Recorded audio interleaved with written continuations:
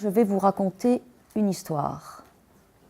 Il se trouve que cette histoire est la mienne, mais c'est aussi une histoire partagée. Je ne suis pas la seule à l'avoir vécue. Je suis née donc en 1962 dans une famille de paysans, donc dans une ferme, une maison seule, au milieu de 33 hectares de terre, de bois, dans un lieu extrêmement isolé, à 1000 mètres d'altitude. Et avant d'entrer à l'école, je n'ai jamais vu d'autres enfants que mon frère et ma sœur.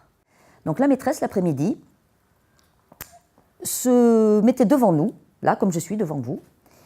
Elle était debout, elle prenait un livre et elle nous lisait des histoires.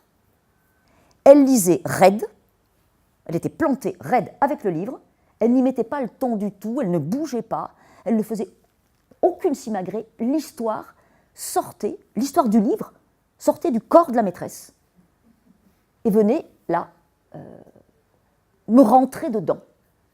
Et moi, immédiatement, d'une façon extrêmement joyeuse, magique et merveilleuse, me sentant à ma place là, me disant « l'école, c'est ma place, et moi, plus tard, je ferai ça ». C'est-à-dire, avec les mots, je ferai des phrases et des histoires. C'est ça une vocation.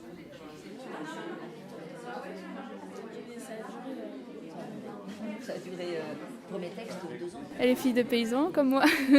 et du coup, son parcours, tout son parcours, en fait, je le retiendrai parce que, commencer à la campagne, dans les champs et finir écrivain avec... ou quand elle a raconté, quand elle voyait ses livres en librairie, tout ça. C'était assez émouvant. Et toi ? J'ai adoré sa manière de raconter son histoire. C'était prenant. Il m'a semblé que une trajectoire qui n'est certes que la mienne pouvait être racontée parce qu'elle a une portée large. Voilà, hein, il ne s'agit pas de leur raconter ma vie, il s'agit de leur raconter comment on peut marcher dans ses rêves.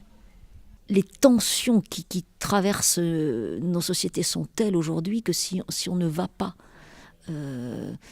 dans des endroits réputés, loin de la culture, du livre, etc., pour dire les choses aux jeunes gens qui ont 16 et 17 ans aujourd'hui, si on ne le fait pas,